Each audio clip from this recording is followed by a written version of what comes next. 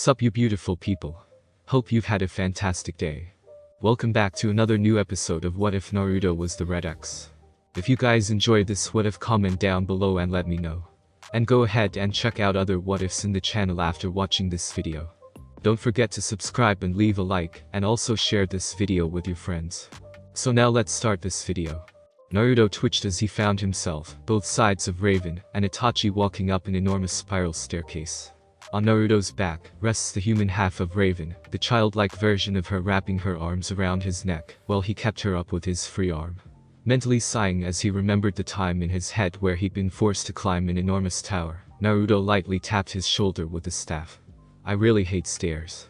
The blonde complained loudly, a scowl on his face, even as he carried the battle staff from before. "Quit complaining, we could have to fight dozens of monsters instead of climbing a bunch of stairs, so all in all, this isn't so horrible." The demon Raven noted aloud, Itachi nodding his head in silent agreement with the violet-haired girl, while Naruto muttered something under his breath, then stopped when they reached the top of the stairs and frowned, an ominous feeling coming from the hallway ahead of them. Anyone else just get the feeling that someone or something is walking over their grave? Naruto questioned, and Itachi narrowed his eyes as glowing spheres of light floated past them and down the hall. "Pretty," the young Raven said as she saw the glowing spheres, then reached out for one and giggled as it flowed down her arm for a moment, and then began on its trek down the hall once more. "They're like fluffy little clouds," she observed while the glowing spheres floated away, Itachi closing his eyes for a moment before sighing. "They are called Hidodama. Human souls," Itachi mumbled while watching the Hidodama float down the hall towards a large doorway. I don't think this is a good idea," the human Raven suddenly noted from on Naruto's back, the blonde smirking in response. "Don't worry Kar-chan, as long as I'm here everything will be just fine," Naruto assured before walking down the hall with Itachi at his side, the demon Raven looking to the walls with a frown on her face. "What are all these weird symbols? And for that matter, what part of hell are we in? I've explored quite a bit, and I've still never seen anything like this before," the demoness questioned as they wandered down the hall, Naruto looking at the symbols and frowning when he saw they were Japanese kanji. "Those are Japanese kanji, and they say, 'Abandon all hope, ye who enter this place,'" Naruto replied, and then frowned at the ominous warning that the walls gave to them all. Hearing the explanation made a smirk cross the demon Raven's lips, as she could easily think of another place with that warning up above. "Oh, so it's like the warning on the gates to hell. Okay," the demoness said with a nod of her head, the human Raven looking around worriedly, while Naruto rolled his eyes and then stopped when they came to a door. The door was made completely out of stone, a strange hole in the center of it which the Hidodama flowed into and then through. "Looks like a keyhole of some kind," Naruto mumbled to himself as he looked at the hole, then placed the top end of the staff towards it. "Too big," he mumbled and twisted the staff around and placed its bottom end towards the hole, only to frown. "Too small," he stated, and then had an idea. Leaning the staff against the wall to his side, he pulled the kusanagi free, and stabbed it into the hole as far as he could, then twisted it around, hearing a click as the door slowly slid apart. "Ha, just right," Naruto said to himself as he sheathed the kusanagi once more and walked past the doors. Walking past the door, Naruto then blinked when he saw a statue of a man in the center of a large room, Hidodama floating all around. The statue was of a man with a shakujo in one hand. He was knelt down on one knee, and with his free hand making what Naruto guessed was supposed to be a hand seal, with a somewhat familiar-looking sword sheathed on his back. Frowning for a moment, Naruto tilted his head as he gazed towards the statue. "Am I the only one who thinks this guy looks familiar?" Naruto suddenly questioned, and Itachi silently shook his head as he walked forward, almost in reverence. "Look here Naruto-kun," Itachi urged while looking at something below the odd statue, and Naruto walked over to the man, and raised a brow when he saw several kanji were written on its base. "Where nh of Sujo o Nasumano," Naruto read aloud and caused both sides of Raven to look at him strangely.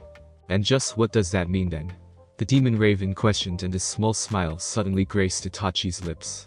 "I am the one who will establish peace and order," Itachi replied while gazing up at the statue, Naruto frowning as he recognized those words. "The quote from the Rakuto Sonin," Naruto noted while looking at the statue silently, frowning only slightly as he did so. Sadly, however, time had worn and torn the large statue, its face rubbed down, and only the barest hints of horn-like spikes where his forehead was. 6 megatomic jewels around its neck were still visible, though only just barely, and its clothes looked somewhat odd for an old-time sage to be wearing, as they seemed like battle garb to him. However, even that was hard to tell, with how worn and torn the clearly ancient statue had become. Damn it, and here I was thinking I'd finally be able to see what this guy looked like. Naruto complained with a scowl, Itachi shaking his head as he looked to the statue of the sage for only a moment longer. Regardless, Naruto-kun, we need to press forward and find a way out of here. Itachi reminded the blonde-haired youth, and Naruto nodded his head in agreement before looking around the rest of the room. It was a pretty standard-looking room. It was circular with the Hidodama floating around it, 4 doors cut out of the walls all around it, and what looked like massive archways rising up to a single point above them.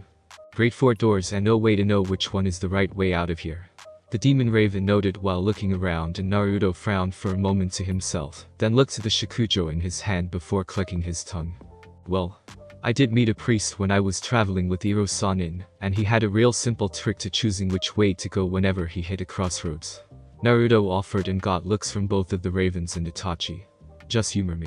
Naruto then added as he put the bottom tip of the shakujo to the ground, and then breathed inward. Muttering something under his breath, he let go of the staff and opened one eye to watch it. The staff tilted for a moment, before falling towards the door to the right, where the Hidodama seemed to be avoiding like the plague. Well, I guess we go. Itachi started to say, only for Naruto to move the staff with his foot towards the door with Hidodama flowing into it. Divine intervention. The blonde declared while kicking the staff up and walked towards the door, an amused demon raven following him. This guy sounds like my kind of priest, she noted aloud while Itachi mumbled something while rubbing his face and following the two. Was all that really necessary? And if it pointed that way, why are we going this way? Young Raven asked Naruto, and he nodded his head with a smirk. Of course it was. And we aren't going that way cause whenever we actually followed the lecherous priest's directions, we somehow either ended up at a brothel or attacked by pissed off husbands, though more often than not it was a brothel. Hence why Iro-san ultimately insisted that we stay with the guy for almost 6 months. Naruto replied with a flat expression on his face, and the demon raven blinked before laughing to herself, and Itachi raised a brow at that. Like I said before, sounds like my kind of priest, the demon raven declared, and Naruto rolled his eyes, shaking his head as he remembered all the trouble he, Jiraiya, and Moroku had gotten into back in the good old days, when he was still training with the old pervert. And also remembered how often he'd ended up dragging both men around after a particularly harsh beating from pissed off women, for Jiraiya peeking on them, and Moroku's idle hands getting the better of him. What's a brothel? The young raven suddenly asked innocently, and Naruto blinked before grinning nervously. I'll tell you when you get older. Naruto replied before shivering in dread at the thought of that conversation. And hope you don't kill me for knowing, he added while the demon raven watched him with clear amusement in her 4 glowing eyes. Sounds like a fun explanation to me, mind if I help, love? We could even give a demonstration. The demoness noted aloud, and the young raven tilted her head in confusion as Naruto turned several shades of red. Have you no shame? She's a child for Amaterasu's sake, he demanded of the demoness, and she merely rolled her eyes while smirking towards the blonde. No, she replied, and Naruto hung his head while walking down the hall he'd chosen with the demoness and Itachi.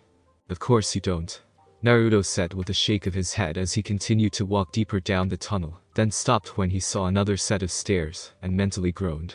Of course it had to be even more stairs. The blonde grumbled to himself as he started up the stairs, the young raven giggling once more because she thought that he was acting silly than anything else. Coming up the stairs, Naruto soon noticed a haze of fog and mist, and blinked before looking up with a frown. They soon came to a final doorway blocked by a massive boulder that had shiminar, enclosing rope, with shied, zigzag paper streamers, coming off of it, and Naruto looked to Itachi and Demon Raven warily. Am I the only one who has a bad feeling about this? Naruto asked the two seriously, the Demon Raven shaking her head as she felt like someone was walking over her grave. Itachi however didn't bother to answer, instead moving to the side of the boulder and grunting as he tried to push it out of the way. Rolling his eyes, Naruto picked the young raven off of his back and handed her over to her demon self before helping Itachi with the boulder. Gritting his teeth, Naruto pushed some chakra into his legs and arms as he pushed with Itachi, finally causing the boulder to move to the side. Exhaling a breath once they were finished, Naruto then blinked as Itachi unsheathed his ninjutsu and walked into the room with them in hand. "Hey!" Naruto shouted at the man before quickly rushing after him, the demon raven following him while muttering something. However, as soon as they entered the room, Naruto felt his eyes whiten as a blinding light temporarily blocked his and both forms of Raven's view. Soon opening his eyes, Naruto looked around and was shocked to find himself standing within an area almost reminiscent of a morbid graveyard. What was stranger to the blonde was that it vaguely resembled a graveyard from Japan, and weirder still, that it greatly resembled a painting he'd seen as a child, one of the land of the underworld Yomi no Kuni. Shaking his head, Naruto walked through a dark fog that covered everything, even as Hidodama floated around gravestones embedded in the ground, and gave off an eerie glow, ancient bones littering the ground, as well as old barren trees. Upon looking to the sky, Naruto wasn't surprised to see that it was completely dark, no sign of clouds, a sun or even a moon. "I've never been to this place before either," the demon raven noted as she entered into the strange realm, her younger self hanging onto her and whimpering in fear as she looked all around herself. This place is scary," she responded while burying her face into her demonic half's chest, the demoness frowning as she did so. "How are you and I ever the same person?" she demanded while shaking her head slowly, Naruto frowning as he came to a stop, where several bones had been torn apart and left in tattered pieces. "Itachi came through here, but why did he start slicing up old bones?" Naruto wondered to himself before blinking and placing a hand to his ear. "Hey, Narakuheim, do you hear that ringing?" Naruto asked and saw her blink for a moment, ceasing a glare aimed at her human half before shaking her head. "Okay. So it's just me," Naruto said to himself before looking down as he saw several bones rolling together, and then groaned aloud while palming his face. "Oh shit, a Kushatakuro, creaking skull," he muttered while flipping back as an enormous skeletal hand reached out of the ground and nearly grabbed hold of him. Frowning to himself, Naruto pulled the kusanagi from his back, his shakujo held in his opposite hand. As he stood his ground, Raven's demonic side grinned and began to float off the ground to watch the show, her human half pulling her cloak up over her head, and trying her best to become invisible in her demonic side's arms. Meanwhile, a second enormous skeletal hand suddenly reached out of the ground, both moving to the side, and lifting the upper torso of an equally enormous human skeleton from the ground, flaming red spheres of light inhabiting its eye sockets, and unusually sharp teeth. "Okay, what kind of monster is that? I mean, come on, a giant skeleton, is that all they could come up with?" The demon raven suddenly questioned while shaking her head as she looked towards the enormous skeleton, causing it to glare down at her. "The Shatakura creaking skull, they're the bones of those who died of starvation brought together. Upon awakening they reach out for any humans they see and bite their heads off unless they can get away quickly enough," Naruto replied with a frown as the Kushatakura reached out for him once more, the blonde frowning as he merely lifted up the kusanagi in a lightning-fast swing, sending a wave of wind that completely severed its right arm from its body. "Sadly for it, my people never found them all that dangerous. They make this ringing sound in your ears when they start to appear, and we're fast enough to evade them," Naruto added as he then twisted around, extending the blade of the kusanagi, and cutting the giant skeleton in half. However, its left arm then reached out for him, Naruto pinching the bridge of his nose even as he twisted around, swinging the kusanagi and lopping that arm off as well. Muttering something under his breath afterwards, Naruto then lifted the kusanagi, extended its blade and cut the Kushatakuro completely in half, right down the center of its body. The Kushatakuro fell to pieces once he had both halves falling to the side, as several Hidodama began to flow out of its destroyed form. Shaking his head, Naruto then sheathed the kusanagi on his back and walked further into the strange graveyard, the demon raven following behind him with her human half in her arms. "You seem to finish that monster fairly quickly. Not having any fun killing these things down here?" the demoness questioned with a raised brow, and Naruto shook his head while looking around warily. "No. I'm just more cautious down here cause I feel like I'm walking over my grave," Naruto replied before walking deeper into the strange land of the dead, as he was mentally calling it, the demon raven casually following behind him while looking around as well. Finally spotting Itachi, the demon raven smirked before tapping Naruto's shoulder and pointing to the man. "Look, there's the guy who took your swords," she then stated with a smirk, and Naruto muttered something under his breath before walking over to the dark-haired man. "Hey Itachi," Naruto called as he approached the two, only to slow down and look down, as something grabbed hold of his leg. "What the?" he whispered and then lifted his leg, cursing as he saw a rotting corpse hanging onto him. Kicking the corpse to the side, Naruto then widened his eyes, seeing a familiar gray mask covering its head. Two Tomo-shaped eye holes with a third Tomo at the upper part of the mask, a spot at the center of the mask with numerous rings, going outwards in a ripple-like pattern. Gaki. A tired, haggard and pain-filled voice roared out from the rotting corpse as it reached out for the blonde. Blinking, Naruto also noticed the black tattered outfit half covering the corpse, filled with holes and tears. As he did, an almost evil grin worked its way across Naruto's face. "Hello Madara, you look like shit," Naruto told the corpse with a mocking grin, and then took a thoughtful look for a moment. "No wait, shit looks better than you," the blonde decided with a nod of his head, while the corpse of the man who had been his greatest enemy glared at him, crimson spheres of light glowing within his mask. Floating up beside of Naruto, the demon raven gazed down at Madara impassively, while her human half whimpered in fear of the still living corpse. So this is the one who caused Naruto so much misery in his life. The demoness thought to herself before the corpse looked up, its hellish eyes glaring at them. "You will pay for what you've done to me," Madara declared in Japanese, the demon raven wondering what he said, even as she looked at the rotting corpse with a slight frown on her face. "Do you think it'd be wrong to put this thing out of its misery?"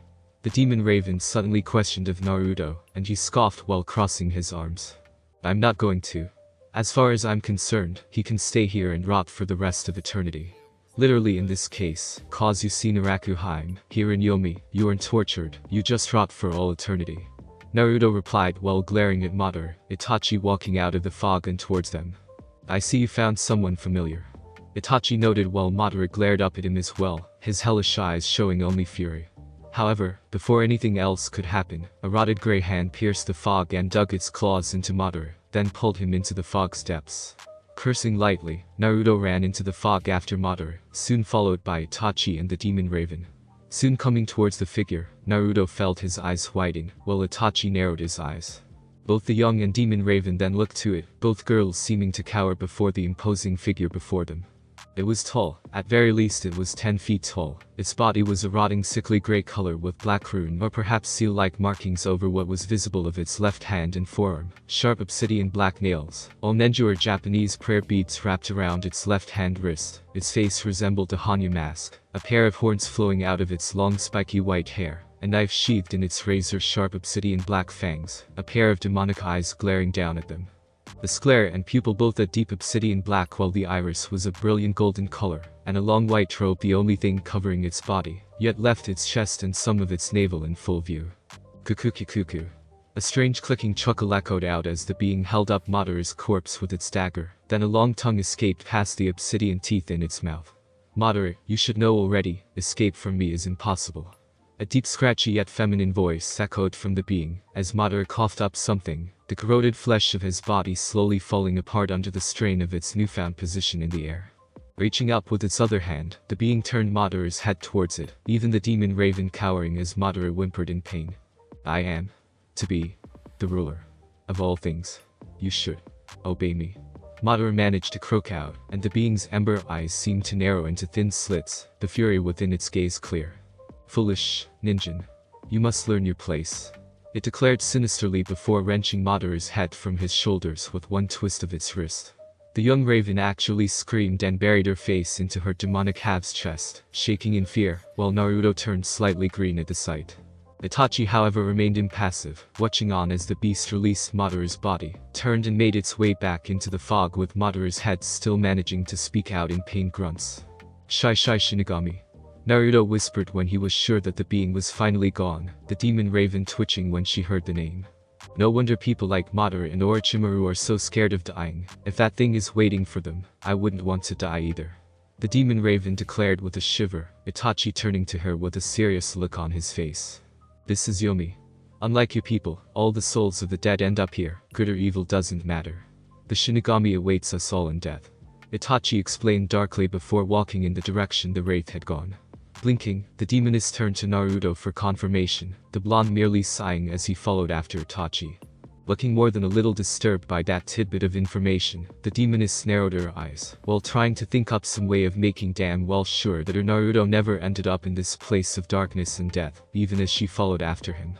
Walking through the enormous graveyard that was Yomi, Naruto and Itachi both noted that the Hedadama were giving off only enough light to keep the path below visible to them. Nearly tripping on another corpse, Naruto paused and looked down, only for his eyes to widen when he saw a familiar broken tiger mask. You.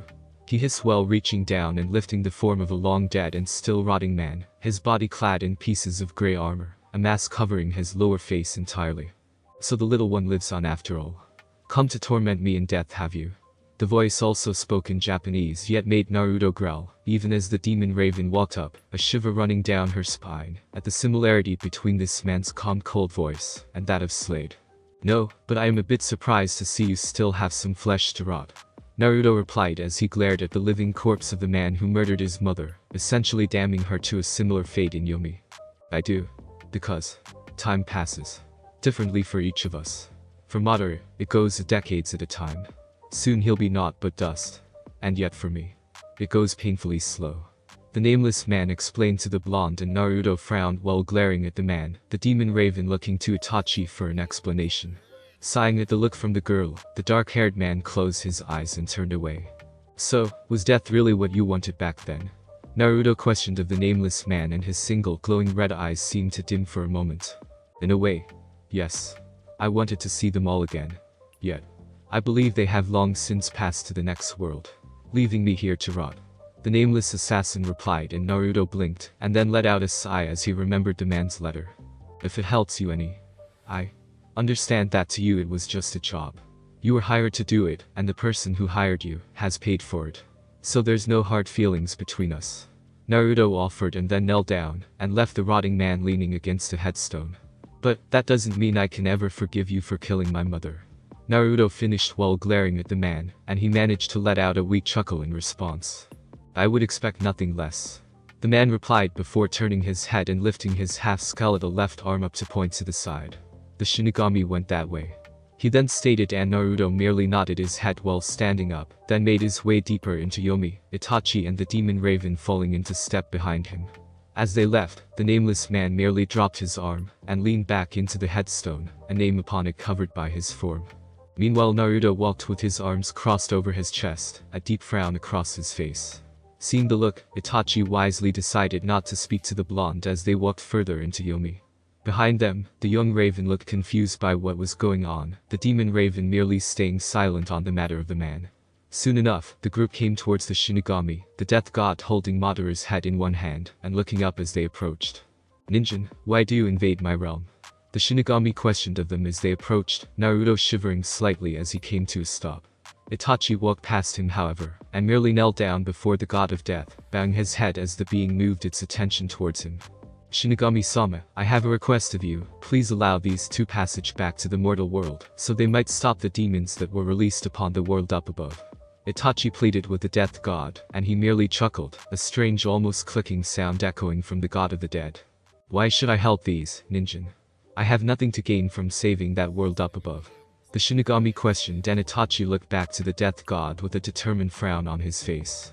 Shinigami-sama, you know as well as I that both of them are still among the living. And as the god of death, it is your duty to ensure that all beings live until their time has come. These two still have time to live. Itachi replied while looking up into the eyes of the god of death, and the Shinigami merely gazed down at him a second more before the clicking chuckle returned. Perhaps you are correct, Ninjin. But unfortunately, the treachery of the Kyuubi runs deep. For the blonde one cannot return to the world up above as he is now. The Shinigami stated ominously, causing Naruto to blink before walking to stand beside of Itachi. What do you mean I can't return? The blonde demanded, and the Shinigami looked at him for a moment before chuckling once more. To return you as you are would be pointless, Ninjin. When the Kyuubi escaped your seal, it also burned out a large portion of your chakra, leaving a hole of sorts in your chakra network that would limit if not cripple your body's ability to distribute its chakra. Here, you are immune to its debilitating effects, allowing you to survive the loss of them. Even if you were returned, your body would slowly weaken and ultimately perish. Why should I even bother with the effort when you would just die anyways? The Shinigami explained, causing Naruto to look to his stomach with wide eyes, and Itachi closed his eyes and rose up before the Shinigami. Shinigami-sama, is there any way you could fix this and allow him to return?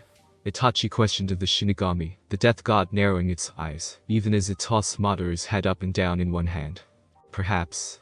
But I must wonder, what would you give to me in exchange for such a thing, Ninjin? The Shinigami questioned of Itachi, its yellow eyes boring into his own obsidian black orbs. I am dead, yet you have yet to take my soul. In exchange for allowing them to return to the world above, you can have me. Itachi replied, a cruel grin spreading across the Shinigami's features, while Naruto looked to the man in shock. Itachi, are you insane? Look at this place. If you give yourself to the Shinigami, you'll end up. Naruto started to say, only for Itachi to turn and look at him with a slight smirk on his face. Sadly, Naruto-kun, my time has already come. My family has caused nothing but pain and misery for so long. And Madara, my ancestor, ruined your life. Please, allow me to do what I can to redeem the Uchiha name in some small way. Itachi pleaded of a shocked Naruto, not waiting for an answer. The dark-haired man then stabbed the two ninjutsu he'd taken from Naruto into the ground and walked towards the death god. It is agreed. Your soul, in exchange for allowing him to return to the world above, however, I will add on to the deal and sweeten it, so to speak.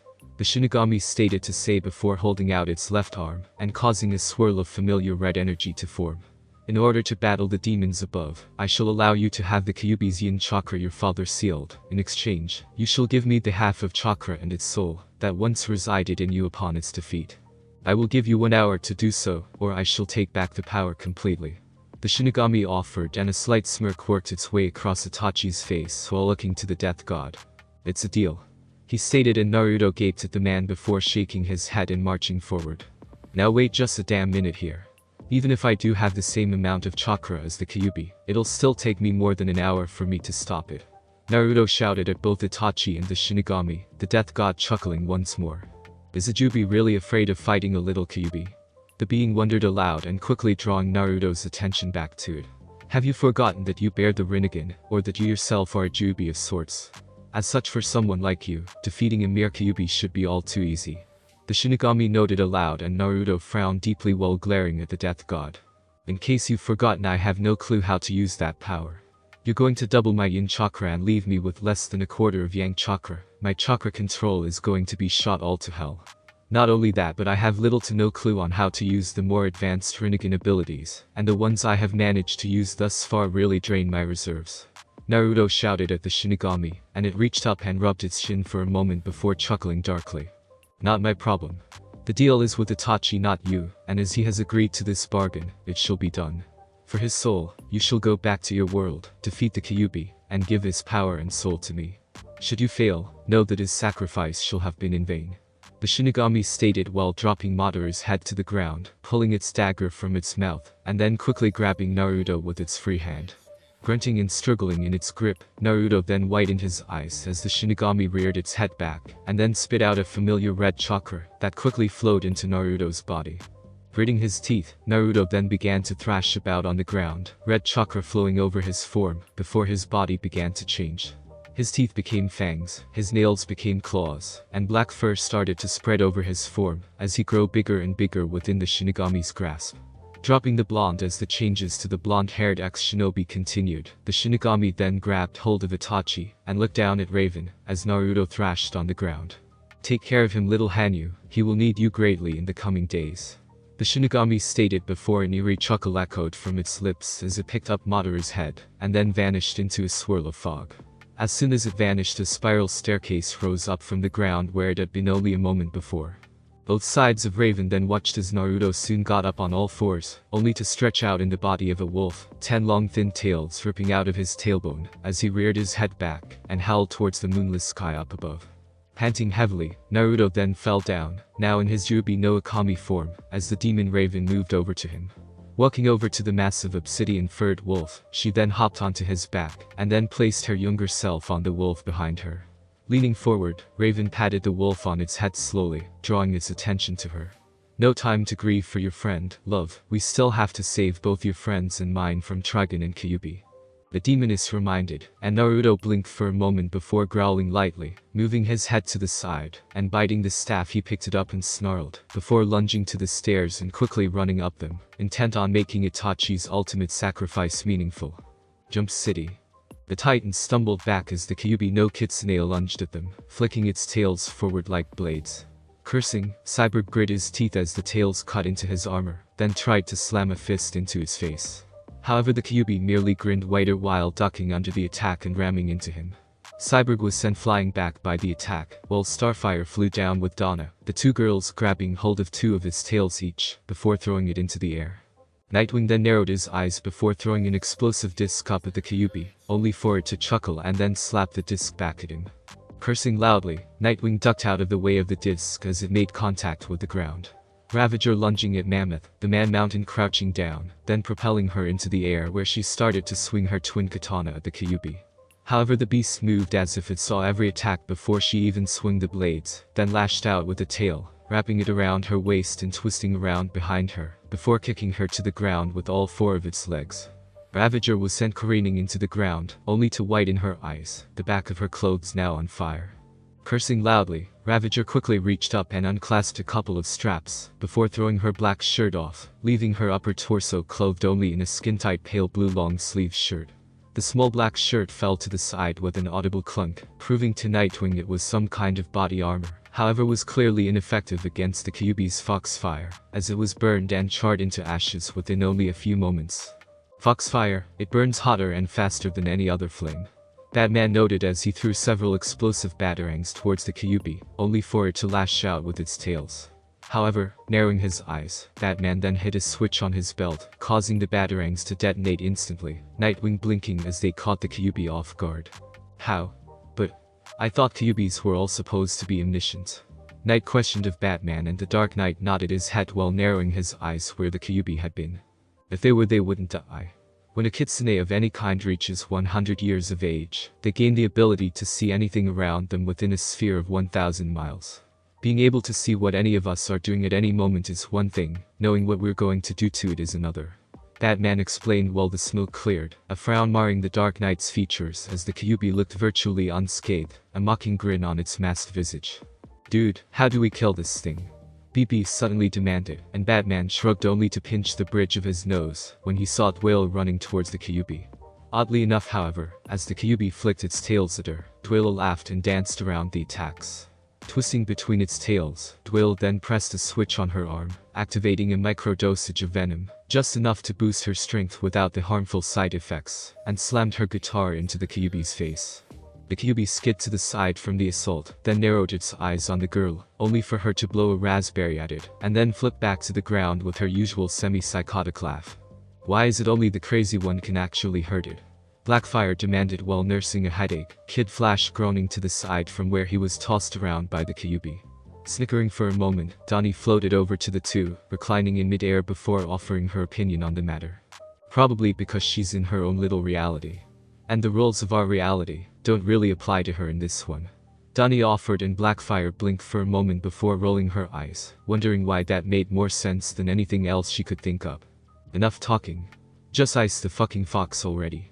Jinx shouted at her team, and Mammoth grunted while looking to the building the Kyuubi was on, an idea coming to the Australian teen. Alright, time to rock the house. Mammoth decided while lunging at the building, the Kyuubi tilting its head in confusion as he did so. However, a grin crossed Jinx's lips as she realized what her friend was up to, and thus quickly reared her arms back before throwing them forward, a wave of pink energy flowing under Mammoth. Jumping up, Mammoth then brought his hands down, slamming them into the ground, and causing a mini tremor. The tremor caused the building the Kyuubi was on to shake and rock before suddenly it fell inwards with the Kyuubi still on it. Ha! Take that, fox face. Mammoth shouted with a grin, only to grunt as a tail lashed out from the rubble, sending him flying back. Crap. It's not over yet. Gizmo suddenly exclaimed as the Kyuubi pushed the rubble from its form, and then shook itself off. Alright, no more playing around, all missiles lock on target. Gizmo shouted as a pair of missile pods shot out of the sides of his backpack, its spider legs activating as he also unlatched his laser cannon. Fire.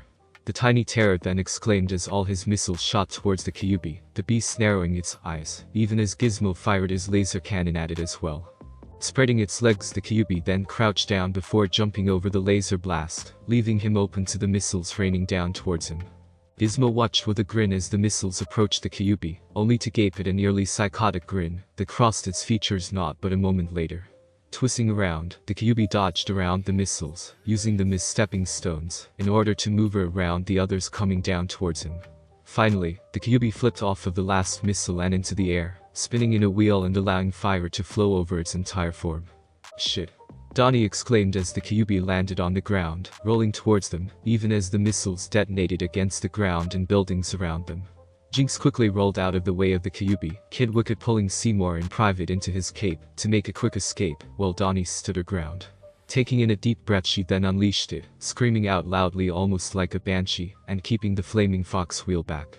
Covering their ears, the others watched as the Kyuubi slowed down, and then stopped entirely, Donnie forcing more power into her banshee's scream, and sending the nine-tailed fox flying back.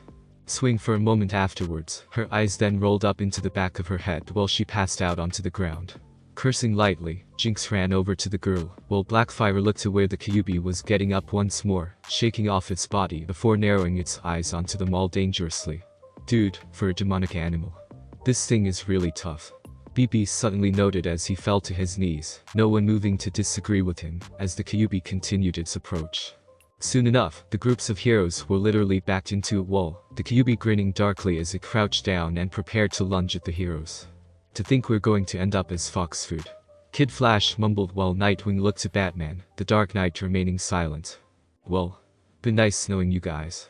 And hopefully, death won't us all hurt too much. Billy piped up while shaking the hand of one of his clones, the other clone blinking for a moment. Hey wait, we know Grim is a friend, we should be fine.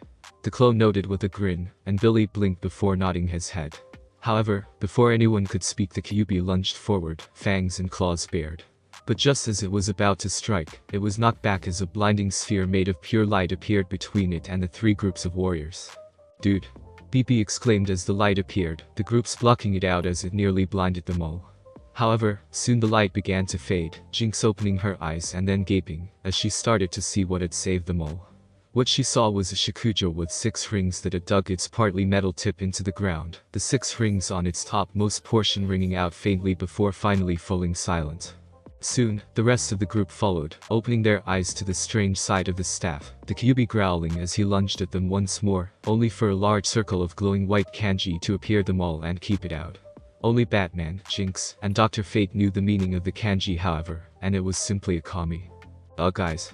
How did a staff do that? BB wondered aloud, no one really sure how to answer, while the Kyuubi growled as it glared at the protective barrier. Utagarasu then flew down from the air and landed on the top of the staff gently, flapping its wings and cawing loudly as it did so. Instantly another sphere of light appeared, this one surrounded by a ring of energy made up of the kanji for Shinigami. Soon the ring and sphere of light disappeared entirely, and the three groups saw a massive wolf appear, 2 girls riding on its back. The wolf stood to an impressive 6 feet tall while still on all 4 legs, with 10 long thin tails reaching back, its teeth and claws both seeming to be made of ivory marble. Yet its fur was black as obsidian with a mane of hair flowing back from its head, 2 mock horns of hair forming from its forehead, with 3 red-orange lightning bolt-shaped stripes on its cheeks, wind-shaped finials flowing from its shoulders, more of the red-orange forming into spirals and stripes on its sides. Red-orange over its eyes like the sun in Moto, only with 2 more streaks under its eyes this time, and its 2 eyes were an off-purple-gray color, with rings forming out from its pupils like ripples. Finally a haze of mist formed around the 10-tailed beast, and then changed into bony plates along the majority of its back leading down into spinal plates that arched along the length of its tails, more plates forming into wind-shaped finials along the sides of its legs like greaves, 6 megatom-like beads forming around its neck, a skull-shaped plate forming over the top of its head, with an X cut out of it, and a familiar blade placed onto its back and hanging at an angle. However, on its back, holding onto its mane was the demon Raven. The demoness smirking as she looked around, young Raven holding onto her demonic self by wrapping her arms around her waist. Raven? Cyborg demanded upon seeing both girls, however the wolf snarled towards the Kyuubi before more comment could be made. Dude, what's with the big wolf? Is it another of those Japanese yokai things or what? BB demanded only for a slight smirk to cross Batman's features, as the wolf circled the Kyuubi, soon leaving its back facing them. Upon seeing this, Utagarasu flapped its wings and rose up into the air, flying into the sky and keeping an eye on both the Kyuubi and the black-furred Akami. No? Well, it is a yokai, like Utagarasu, it isn't one we need to fear, beast boy. The wolf, or rather the Akami in Japanese folklore, were unlike the other animals. They were honest and if treated with respect, benevolent beings that were known to be the pets, messengers, or even avatars of the gods. This might even be an Akuri Akami or escorting wolf, which were thought to follow humans in the forest, and protect them from other more dangerous wolves, and of course yokai. That man replied while the demon raven got off of the wolf's back and brought young raven with her as the wolf spread out its legs and roared. The Kyuubi growled as it did before lunging at the Jubi Nakami, lunging at the beast and swiping its razor-sharp claws. Flipping back, the Akami evaded the attack easily before landing, and then lunging forward with a headbutt to the Kyuubi's face. The old fox yelped as it stumbled back for a moment, the wolf twisting into a spin with its tails lashing out, knocking the Kyuubi onto his back. Snarling, the Kyuubi no Yuko twisted back onto his paws before lunging at the wolf once more. In response, a smirk crossed the Akami's features as it lunged forward and sent its tails at the Kyuubi. However, the Kyuubi danced around the attacks, twisting and turning before finally leaping into the air. Kitsunibi.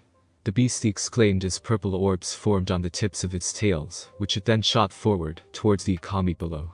Seeing the attack coming, the Akami narrowed its eyes before a grin formed over its lips. Shiranyui. It cried out, pure ivory white flames completely coating its body, as it lunged forward, through the flames, and then jumped up and rammed into the thoroughly shocked Kyuubi's chest. The beast fell back and crashed through a building, leaving dust and debris to fly up, while Demon Raven smirked from her hiding spot with her younger self. You can just tell how much she loves hurting that fox. Can't you? She questioned dryly while looking over to the Titans, Nightwing moving towards her warily. Raven, is that really you? Night questioned and the demoness yawned in her free hand while crossing her legs in midair, floating off the ground even as she held onto her human half. In the flesh, though I'm technically only half of the raven you knew. The girl replied flippantly while Starfire floated over, tilted her head, and stared at the young raven held in the demoness' arms. Please, if you are friend Raven, then who is that little child you carry with you?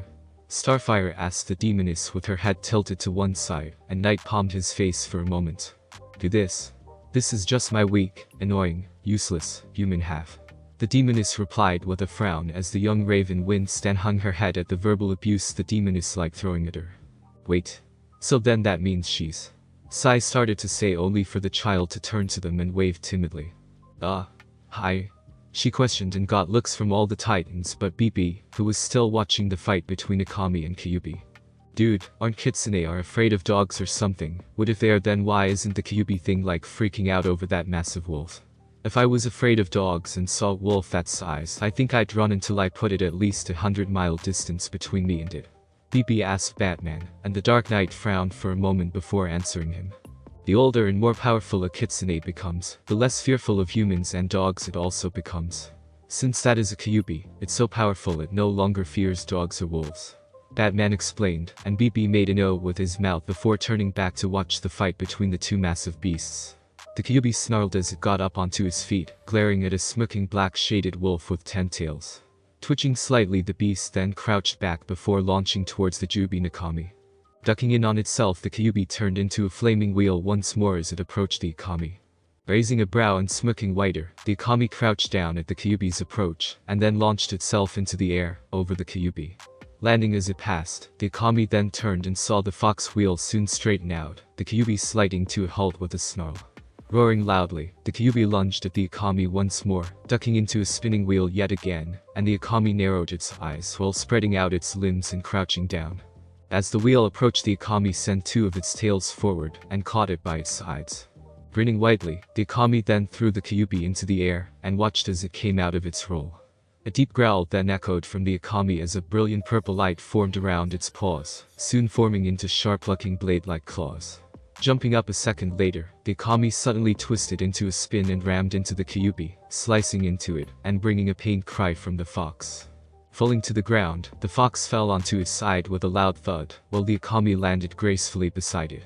Snarling furiously, the Kyuubi lashed out with all 9 of its tails, twisting and slashing at the Akami with them. Chuckling lightly, the Akami evaded each and every attack, moving fluidly around the tails before lashing out with 9 of its 10 tails, and catching the Kyuubi's own tails. Widening its eyes in shock, the Kyuubi then screeched in pain as the Akami's final tail lashed out, slicing across its right eye.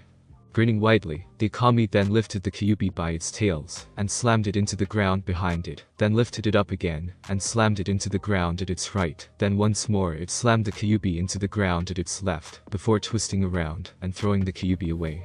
The Kyuubi skidded along the ground for a short distance before finally ramming back first into a building. The fox let out a pained bark as it looked to where the Akami approached it, Utagarasu swooping down from the sky and landing on its head. Blinking for a moment, the Akami looked up to Utagarasu, and it caught down at him. Raising a brow yet making no motion to get it off, the Akami then walked over to the Kyuubi silently, Utagarasu cawing at the beast angrily. Looking up with tired eyes, the Kyuubi managed a weak glare at the Akami, before opening its mouth and spitting a blast of foxfire towards it.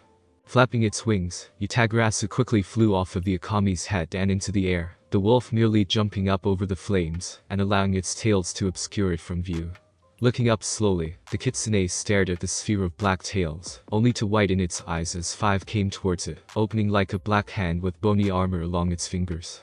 Grasping onto the Kyuubi, the Akami's tails turned it into the air and slammed it into the ground.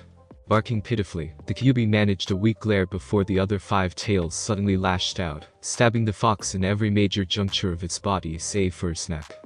The Kyuubi's eyes widened in shock for a brief moment, until the Akami came out of its mass of tails and bit into his throat. Narrowing its eyes, the Akami then twisted the Kyuubi's neck at an angle, snapping it and killing the fox instantly. Releasing the Kyuubi, the Akami laid it on the ground, while spitting out a bit of blood to the side. Shaking its body, the Akami then looked up as Utagarasu landed on his head once more and rolled his eyes. Is it good the wolf just unceremoniously killed the fox or not? Cyborg suddenly asked while looking to the massive wolf warily. Said Akami then turned towards them and walked over to them with an amused smirk across its features. Upon approaching the group, the Akami began to glow brightly before it straightened up. Soon the glow vanished as well, sparks of light flowing behind it as a familiar figure was revealed to the group. No way. Sai whispered in shock as the form of a spiky-haired blonde walked forward, 6 red Magatama beads around his neck and chest, his Omega X suit intact, with the helmet mask folded back, a tattered black trench coat covering the majority of his torso, with the kusanagi placed onto his back. An amused twinkle to his Rinnegan eyes, Naruto grinned while looking at his friends and enemies with clear amusement on his face, 2 spiky bangs of hair flowing upwards like a pair of mock horns. "Hey guys, you miss me?" Naruto asked the shocked group before looking to his right shoulder, where Utagarasu had found its perch to roost on. "Dude. Now you're alive," BB said loudly, and the blonde merely shrugged his shoulders with a smirk on his face. "Tempest," Jinx exclaimed as she launched herself at the blonde and enveloped him in a hug, knocking him off his feet, as Utagarasu flew into the air and perched itself onto a scowling demon raven's shoulder. "Sensei." Donnie cried out happily as she zipped forward, flowed through the ground, and managed to hug him as well, the blonde grunting from the whole of Jinx's weight resting on his torso. "Ugh. Really now? It's wonderful to have 2 very beautiful girls hugging me and all, and if I wasn't already in a relationship with Kar-chan, I might allow this to keep going on for a little while longer." Naruto grunted out as both Donnie and Jinx hugged him for all he was worth. But could you maybe let me breathe or something so I don't die again?" Naruto demanded of the 2 loudly, and both girls blinked before quickly getting off of him. Breathing a sigh of relief as he got to his feet, Naruto then grinned at the girls, patting Donnie on the head, and giving a quick hug to Jinx. "Nice to see you both. Trust me when I say I've been through hell today, so seeing you both alive and relatively well is just what the doctor ordered," Naruto stated while then turning from 2 of the closest people in his life next to Raven, and walked over to the rest of the Titans, Tartarus, and the JLU. "Oi, can't you kids last even 5 minutes without me here to save your butts?" The blonde questioned with a grin on his face, Nightwing twitching as he glared at the blonde-haired teen angrily. "Shut up, X. Or I'll be sure to throw you in jail the second that Jubi thing is dead," Knight warned, and Cyborg rolled his eyes at the threat, and then gave a meaningful look to the blonde-haired ex-shinobi. "Anyways, how'd you survive when Trigun and that Kyuubi thing escaping, Temp?" The titanium teen questioned, and Naruto looked back towards where the Jubi was rising up and frowned instead. "You know, I'd love to answer all your little questions about my absolutely fascinating trip through hell, and finding Karasu-chan and Naraku-chan over there," Naruto mused sarcastically before crossing his arms with a flat expression on his face. "But I think I've still got a prior engagement with an old buddy of mine," the blonde replied while forming a hand seal and vanishing in a swirl of white flames, Demon Raven muttering under her breath before grinning as she looked at Jinx. "Think fast," she shouted while tossing her human half over to the rosette, Jinx blinking even as she caught the girl. "Watch the brat for me, I've got to make sure he doesn't blow himself up," the demoness commented as she flew towards where Naruto was heading, Utagarasu following behind her. Blinking for a moment, Jinx then looked to the tiny violet-haired girl in her arms, then widened her eyes. Hello miss, my name is Raven. It's nice to meet you. The girl offered timidly, and a shocked Jinx looked from the girl to an equally surprised Ani. Okay. Is anyone else wondering why we have a pint-sized raven in white, or is it just me? Donnie questioned of no one, and got no answer as they all stared at the young raven, who seemed to grow more and more nervous from the attention. Thanks for listening. I do hope you enjoyed it. If you want the next part of this video, like, subscribe and comment down below and turn on the bell notification, and also check out other videos that I have created and enjoy. See you in the next video. Peace.